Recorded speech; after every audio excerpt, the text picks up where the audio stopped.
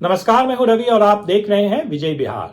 मित्रों, जैसा कि आप जानते हैं, उत्तर प्रदेश और बिहार का मैदानी इलाका दुनिया की सबसे सघन आबादी वाले क्षेत्रों में आता है।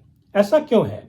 ऐसा इसलिए है क्योंकि अपनी जलवायु, पानी की उपलब्धता और उपजाऊ मिट्टी के चलते इस क्षेत्र की कैरिंग कैपेसिटी या जनसंख्या वहन करने की क्षमता बहुत अधिक है। कह सकते हैं कि यह गंगा मैया की महिमा है कि वह इतने सारे लोगों का भरण पोषण करती आई।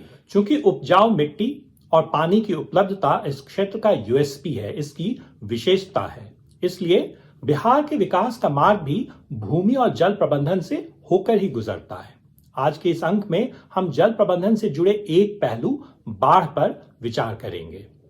बिहार में बाढ़ की समस्या विकास के रास्ते में कितनी बड़ी बाधा है, क्यों आती है बाढ़ और क्या समाधान हो सकता है इस समस्या का। आज का विमर्श मुख्य रूप से इन्हीं 3 बिंदुओं पर केंद्रित होगा। तो कितनी बड़ी समस्या है बाढ़? बिहार के 38 में से 28 जिले बाढ़ प्रभावित हैं। बिहार के कुल क्षेत्रफल का 3/4 भाग बाढ़ प्रभावित माना जाता है। सन 1979 से 2012 तक के जो आंकड़े बिहार सरकार के आपदा प्रबंधन विभाग द्वारा उपलब्ध कराए गए हैं, उसके आधार पर लेखक पुष्यमित्र अपनी किताब रुखतापुर में लिखते हैं कि इस अवधि में औसतन हर वर्ष 18 से 19 जिले बाढ़ की चपेट में आए, जिसमें 5,900 गांवों के लगभग 75 लाख लोग प्रभावित हुए। औसतन प्रतिवर्ष 200 लोगों और 660 मवेशियों की जानें गई। 6 लाख हेक्टेयर में खरीफ की फसल बर्बाद हो गई।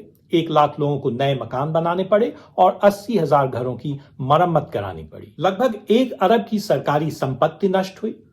कुल मिलाकर प्रतिवर्ष 3 अरब से ज्यादा की संपत्ति बर्बाद हुई। यह तो हुआ सीधा होने वाला नुकसान। परोक्ष रूप से अशिक्षा, बीमारी, कुपोषण, गरीबी और बेरोजगारी के रूप में जो क्षति हुई वह इससे कहीं अधिक है। भला कोई उद्योगपति ऐसे क्षेत्र में क्यों निवेश करेगा जहां कभी भी बाढ़ आ सकती है? ए दासगुप्ता ने अपनी शोध से यह निष्कर्ष निकाला है कि किसी भी अन्य क्षेत्र की तुलना में किसी बाढ़ प्रभावित क्षेत्र में गरीबी रेखा से नीचे रहने वाले लोगों का अनुपात औसतन 5 से 10 परसेंटेज पॉइंट ज्यादा हो। तो इस प्रकार हम देखते हैं कि कैसे बाढ़ विकास के पहिए पर ब्रेक लगाने का काम करती है। पर क्यों आती है बाढ़? स्वतंत्रता के इतने सालों बाद भी हम इस समस्या का समाधान क्यों नहीं कर पाए हैं? इसे समझने के लिए आइए पहले हम बिहार के नदियों पर एक नजर डालते हैं। गंगा नदी पश्चिम में उत्तर प्रदेश से बिहार में प्रवेश करती है और लगभग बिहार के बीचों बीच गुजरते हुए पूरब में बंगाल में चली जाती है। इस दौरान दोनों दिशाओं से कई सहायक नदियां आकर उसमें मिलती हैं। इनमें प्रमुख हैं दक्षिण से करमनासा, सोन, पुनपुन, फल्गु एवं किऊल, एवं उत्तर से घाघरा, गंडक, बूढ़ी गंडक, बागमती, कमला, कोसी और महानंदा। दक्षिण बिहार में बाढ़ का प्रकोप अपेक्षाकृत बहुत कम है। उत्तर की नदियां नेपाल से आती हैं। नेपाल के पहाड़ों में जब मानसून में भारी वर्षा होती है तो सारा का सारा पानी इन नदियों के माध्यम से बिहार की तरफ चला आता है, जो कई बार तबाही का कारण बनता है। इनमें सबसे कुख्यात है कोसी नदी, जिसे बिहार का शोक या सौरो ऑफ बिहार भी कहा जाता है। आजादी के बाद से इस वार्षिक आपदा से निपटने के लिए क्या प्रयास हुए हैं और अब तक उनका क्या परिणाम रहा है, आइए जरा उसकी समीक्षा करें। सन 2008 में जब कोसी क्षेत्र में भीषण बाढ़ आई थी, तब श्री एन.के. सिंह ने टाइम्स ऑफ इंडिया में एक लेख लिखा था, अ बेंड इन द रिवर, जिसमें उन्होंने बताया कि सन 1956 में ही केंद्रीय जल आयोग को कोसी की बाढ़ की समस्या का कोई स्थायी समाधान ढूंढने को कहा गया था। तब आयोग का सुझाव था कि भारत की सीमा से लगभग 50 किलोमीटर दूर नेपाल के बराह क्षेत्र में एक 239 मीटर ऊंचे बांध का निर्माण किया जाए और उससे कुछ नीचे एक बराज बनाया जाए। पर उस समय सरकार ने बांध बनाने का निर्णय नहीं लिया, बल्कि उसके स्थान पर भारत नेपाल सीमा के पास बीरपुर में एक बराज बनाने का आदेश दिया, जो 1964 में बनकर तैयार हुआ। यहां बांध और बराज के बीच का अंतर समझ लेना चाहिए। बांध नदी की धारा को अवरुद्ध करने वाली एक ऊंची दीवार होती है, जिसके ऊपर और नीचे के जल स्तर में भारी अंतर होता है। ऊपर यानी अपस्ट्रीम भारी मात्रा में जल का भंडारण संभव हो पाता है, जो बाढ़ से बचाने के साथ साथ सिंचाई के लिए भी उपयोगी होता है। इसके साथ ही जब ऊंचाई से पानी गिरता है तो उसके आवेग का उपयोग बिजली के उत्पादन में भी किया जा सकता है। बराज उसकी तुलना में एक छोटा ढांचा है जिसमें फाटकों की मदद से पानी के बहाव को विभिन्न चैनलों या धाराओं में नियंत्रित किया जा सकता है। जिस बांध की अनुशंसा 1956 में की गई थी, आज उसका निर्माण बहुत कठिन होगा। बात केवल खर्चे की नहीं है, आबादी बहुत बढ़ गई है और बांध के निर्माण से बहुत सारे लोग विस्थापित होंगे। पर्यावरण पर बांध के प्रभाव को लेकर भी अब चिंताएं बढ़ गई हैं। और सबसे बड़ी बात है कि नेपाल के साथ अब हमारे संबंध पहले जैसे नहीं हैं, इसलिए किसी भी संयुक्त परियोजना को क्रियान्वित करना अब ज्यादा मुश्किल होगा। जो दूसरा प्रयास हुआ है बाढ़ से निपटने के लिए, वह है तटबंधों का निर्माण। तटबंध या एम्बैंकमेंट मिट्टी की उन मोटी ऊंची दीवारों को कहते हैं जिनको नदी के दोनों तरफ बनाया जाता है ताकि पानी को उनके बाहर जाने से रोका जा सके। ये तटबंध नदी के वास्तविक किनारे से काफी दूर बनाए जाते हैं ताकि बरसात में पानी को फैलने के लिए पर्याप्त जगह मिल सके। पर क्या हमें इन तटबंधों का मनोवांछित लाभ मिल पाया?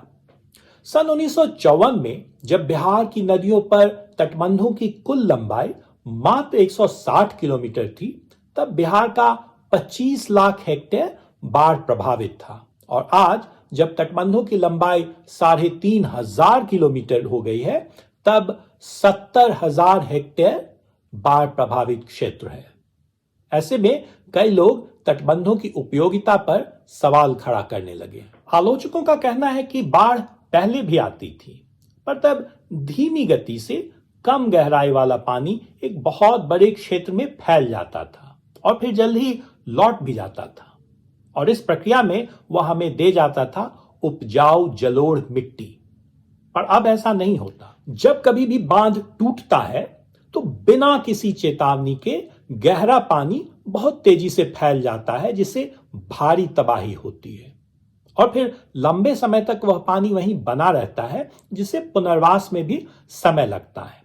कहा जाता है कि चूंकि नदी की धारा को तटबंधों के बीच सीमित कर दिया गया है, इसलिए पानी की गति बहुत तेज होती है, इतना कि वह अपने साथ चट्टानों को भी बहाकर ले आती है।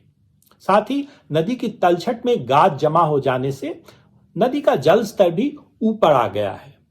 बंगाल में बने फरक्का बराज को भी एक कारण बताया जाता है गंगा और उसकी सहायक नदियों में गाद जमा होने का। अभी तक हम बात कर रहे थे उस बाढ़ की जो तटबंध के टूटने पर आती है, पर ध्यान देने की बात यह है कि तटबंध की दूसरी ओर अर्थात नदी के किनारे और तटबंध के बीच जो जमीन है, वहां भी गांव बस गए हैं, लोग रह रहे हैं और यह जमीन हर साल ही जल प्लावित होती है।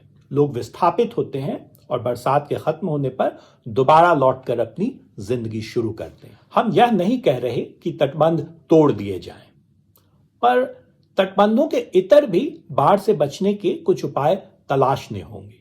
दक्षिण बिहार में प्राचीन काल से ही आहर पायन व्यवस्था उपयोग में लाई जा रही थी, जो अब लगभग समाप्त हो गई है।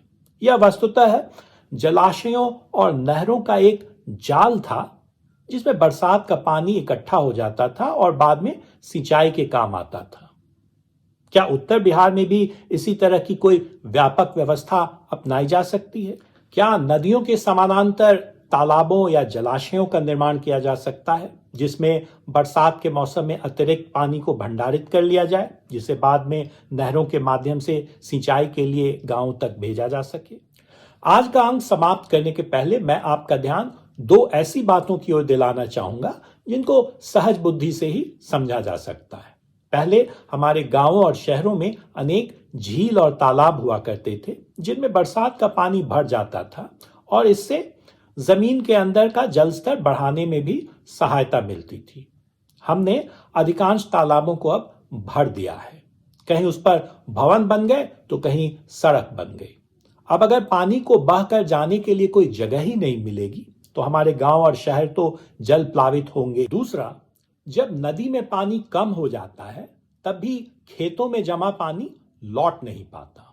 ये जो बड़ी बड़ी सड़कें और रेल लाइनें बन गई हैं, वे पानी के बहाव को रोक देती हैं। जरूरी है कि इन सड़कों और रेल लाइनों के नीचे थोड़ी थोड़ी दूर पर नाले बने हों और उनको साफ रखा जाए ताकि पानी का बहाव अवरुद्ध न हो।